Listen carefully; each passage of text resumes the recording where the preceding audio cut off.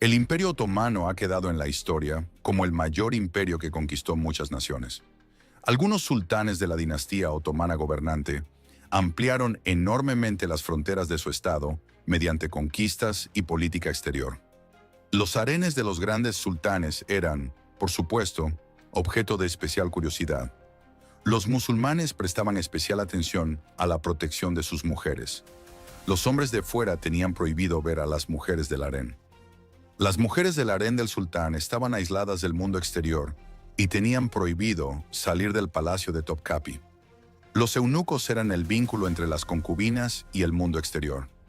Un eunuco era un hombre que había sido profanado en la primera infancia. Estos esclavos estaban muy solicitados, aunque su coste era elevado. Solo unos pocos niños de cada 10 sobrevivieron después de esta brutal operación.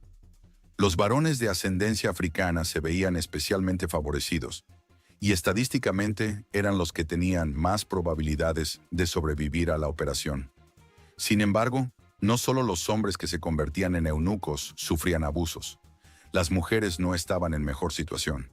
Todo el mundo está familiarizado con la imagen estándar del harén en películas y novelas. El harén del sultán se presenta como un lugar donde las concubinas vivían, se divertían y estaban constantemente entretenidas. Sin embargo, la verdad dista mucho de ser tan atractiva. La tasa de mortalidad entre las mujeres del harén era extremadamente alta. ¿Cómo era posible que mujeres cuya función principal era complacer al sultán en el harén murieran por docenas? En un principio, el harén se creó para que un hombre pudiera cuidar de todas sus mujeres. Puede que así fuera en el pasado, pero la situación ha cambiado con el tiempo, y no para mejor. Antes del reinado de Solimán el Magnífico, la vida de las mujeres en el harén era muy trágica. El lugar de descanso donde se alojaba todo el harén no se distinguía por ninguna comodidad. Los sultanes siempre tenían muchas esclavas. Las mujeres vivían hacinadas.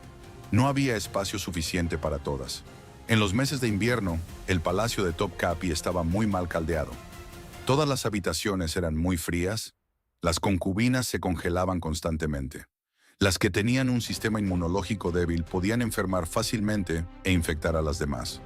Al no disponer de un lujo como cámaras separadas para cada una de ellas, diversas infecciones se propagaban rápidamente y causaban la muerte de muchas muchachas. La infección más común de la que morían las jóvenes era la tuberculosis.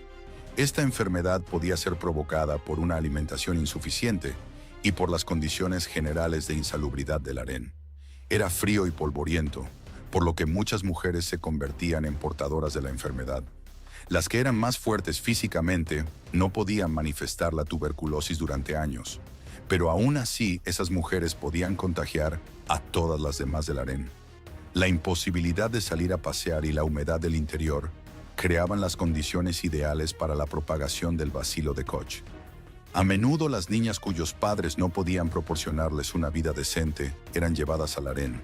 Al vender a su hija al harén del sultán, esperaban que la muchacha pudiera atraer la atención del sultán y así ascender a la prominencia, y entonces poder ayudar a su familia. Pero nadie tenía en cuenta que, al vivir en una casa pobre, la muchacha podía contraer tuberculosis y llevarla al harén. Se consideraba una suerte extrema si una mujer vivía en el harén durante varios años. Lo más frecuente era que muchas de ellas murieran en el primer año de vida en el harén.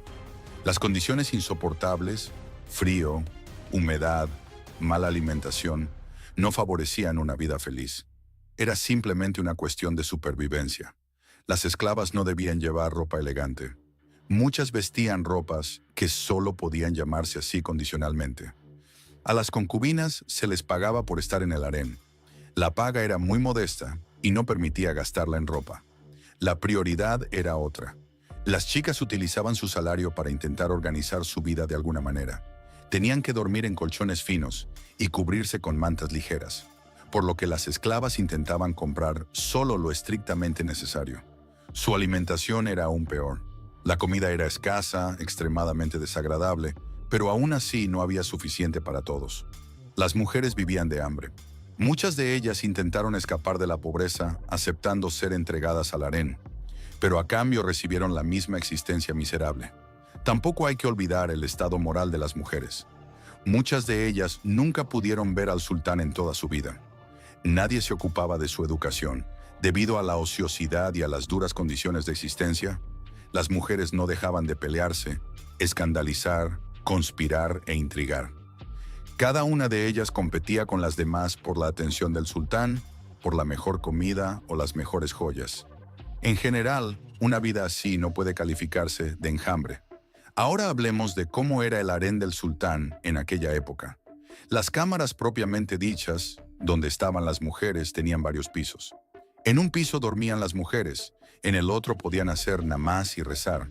Había un lugar separado para comer.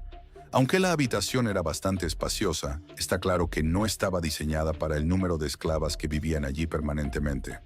Por supuesto, existe otra opinión según la cual los harenes de los sultanes de todos los tiempos representaban el sueño de cualquier mujer, y la vida en ellos era como un cuento de hadas. Todas las películas y series de televisión muestran la vida en el harén en todo su esplendor. Todas las concubinas son muy guapas, están vestidas y no les falta de nada. Sin embargo, estos cambios solo se produjeron con la llegada al poder del sultán Solimán el Magnífico. Fue este sultán quien contribuyó a que las mujeres de su harén no necesitaran sobrevivir a partir de entonces. Cada concubina recibía un salario y cuidados. La propia sultana Valide se encargaba de educar a todas las nuevas chicas que entraban en el harén. Se les enseñaba la lengua turca, las costumbres y los modales adecuados. Se prestaba especial atención a la salud de las recién llegadas. Por supuesto, no todas las enfermedades podían reconocerse a primera vista, pero al menos las niñas eran examinadas por el médico de palacio para asegurarse de que la nueva concubina estaba sana.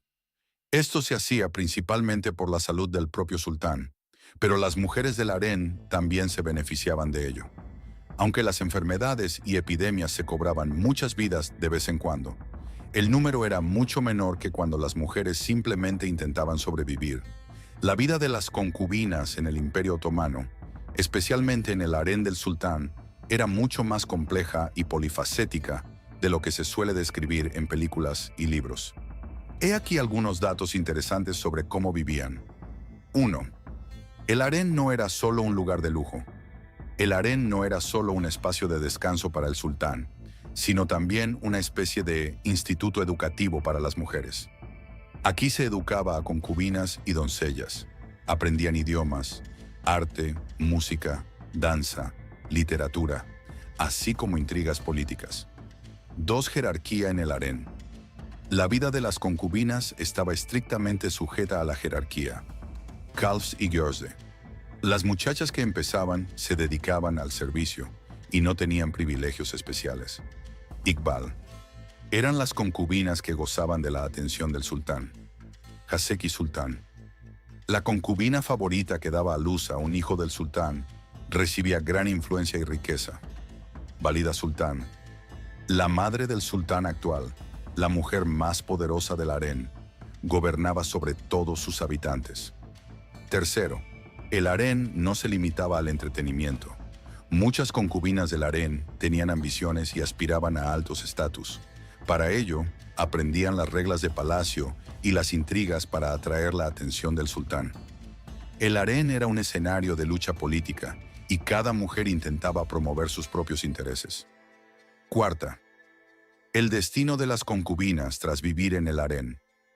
Si una concubina perdía el interés del sultán o no alcanzaba un estatus elevado, podía ser casada con un oficial o militar. Esto daba a la concubina la oportunidad de abandonar el harén con honor y comenzar una nueva vida. 5. Control y restricción de la libertad.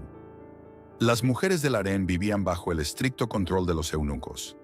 Estos hombres se encargaban de vigilar el harén y también desempeñaban funciones administrativas.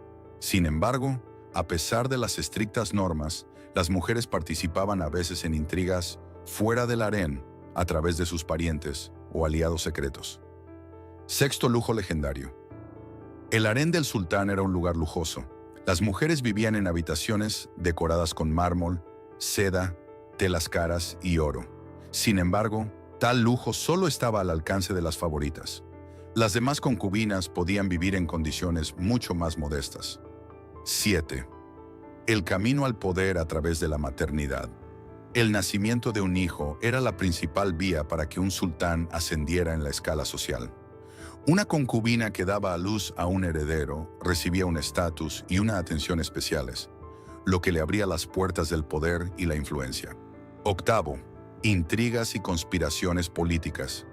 El harén no era solo un lugar de romance, sino también de lucha política. Las mujeres influían en el destino del imperio, presionaban en favor de los intereses de sus hijos e incluso organizaban conspiraciones. Una de las más famosas fue Hürrem Sultán, esposa de Solimán el Magnífico.